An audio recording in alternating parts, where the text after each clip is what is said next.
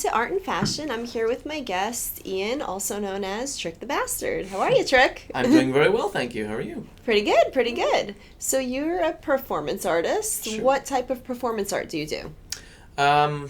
In this line of work, I do variety theater, sideshow, circus performance, that sort of stuff. Okay, and what type of skills does that entail? Well, I guess it all depends on which one we're talking about, but mainly it's a sideshow, so that usually incorporates what we call stunts, or danger stunts. It's things involving fire and blades and, pain tolerance and all that kind of stuff.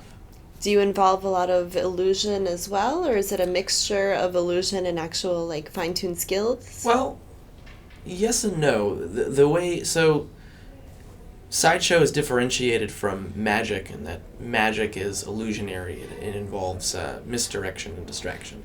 Whereas sideshow, I like to explain it as what you see is what you get.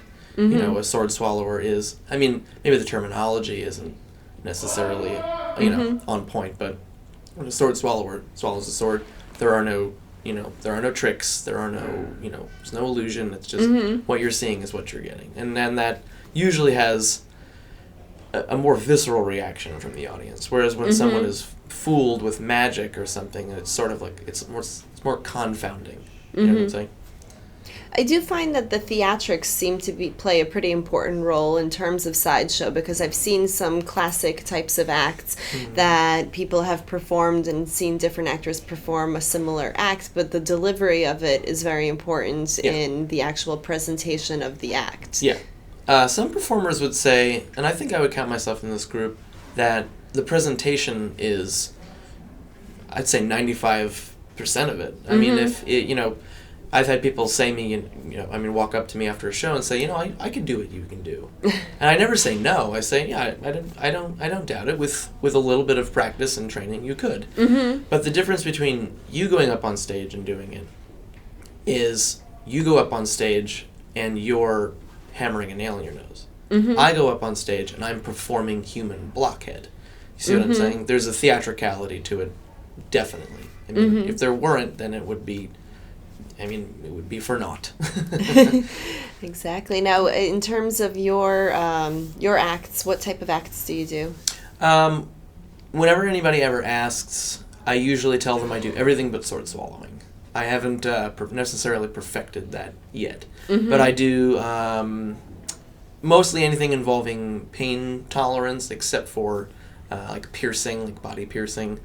I do fire eating, fire spinning, human blockhead, which I explained a second ago, bed of nails. I also do escapes, which is the only area of magic that I sort of delve into. But all the escapes that I do, generally speaking, aren't illusions. Some escapes are illusions, some escapes are actual stunts. So most of the escapes that I do are stunts, because I like it to be as, non-misdirected as possible. So. How long have you been doing this? So for variety theater, I've been doing it for for theater about 20 years, variety theater for about 10, I guess. And that started with me doing circus stuff, like juggling and even clowning and miming. Sideshow is just sort of an addition to that. And that's been about a year and a half now. But it was always something that I knew about, that I performed with others that did. So I always kind of knew how it worked. And then I just added my own theatricality to it, getting through all the other, dirty stuff. And yeah, so I guess about a year for sideshow, 10 years for circus, and 10 years plus for everything else. How did you get into acting and then develop into those specific genres of going into circus and then going into specifically sideshow? So I have an older sibling who was in theater when I was younger. And one day I just decided, I was like, I kind of want to see what this is about. And I was about 6 years old when that happened. And then from then on, every year afterward, I did something theater related. And then I guess when I was about 14, only a couple of years later, I started doing juggling stuff. And that was just nonstop for a couple of years. There's every different kind of thing you could think of in the art of manipulation, they call it. Not, manipulating in magic, Mm-hmm. or manipulating with objects. And I always grew up with like variety theater, watching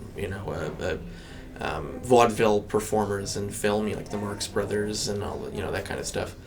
So it always had an interest to me, and then I got into a little bit of clowning and miming through my theatrical endeavors, and then I sort of continued to pursue that in college with classes here and there in my own pursuits and learning about it. And then the sideshow thing was just, again, I'd performed with a lot of other performers. I knew their shtick. I knew how they went about what they did. And then one day I was just like, I think I kind of want to try it.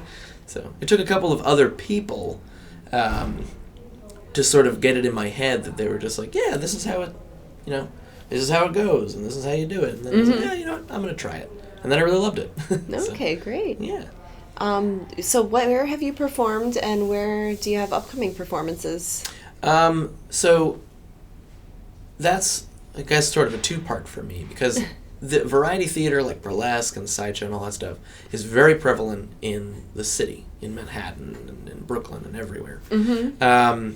But we're based on Long Island, and there's a lot less of it out here. I mean, it's almost like night and day. You perform on Long Island, and sometimes people just don't get it. They get up and they walk out, or they tell you afterward that they loved it, but they never see anything like it. Manhattan, everybody's seen this sort of thing. They're almost not fazed by it. Mm-hmm. So I try to perform in the city as often as I can, because people, tend to get it. But we also try to create a presence on Long Island for this sort of thing, because variety theater, again, doesn't really exist out here. Mm-hmm. So we want to build a troupe or a presence. Mm-hmm. But mainly, the best performances are at Coney Island, because there's still a sideshow at Coney Island. It's one of the longest running in history. So the best performances, I would say, are at Coney. It's got the look, it's got the feel, it's got the fan base. But there are a couple of venues throughout the city that have a presence of variety theater. And I say variety theater because normally when I get booked, it's in a burlesque show. It's predominantly burlesque, and then a little bit of other things smattered in there, sideshow, or even a musical act, or a comedy troupe, or a comedian, or whatever the case may be. So it's mostly Lower Manhattan, Coney Island, all over the place in the city. A couple of venues out here we perform regularly. The next show we have coming up is actually at the Ripe Art Gallery in Huntington. And we have a monthly show there, which is always fun to have. Consistent work. And our theme for this one, because we do monthly theme, is it's like Get Stuffed, because we missed Thanksgiving. Yeah. So we're trying to combine holiday, Christmas holiday with all the food eating that we that we skipped out on last month. Gotcha. Well, that sounds like a lot of fun. I look forward to it. Me too. All right. Well, thank you so much for coming on the show. Sure. Anything else you'd like to add? Not that I can think of. I mean, if you wanna look Contact up, you? Yeah, contact me. Yeah. Trick the Bastard on Facebook. trickthebastard@gmail.com for any inquiries on booking.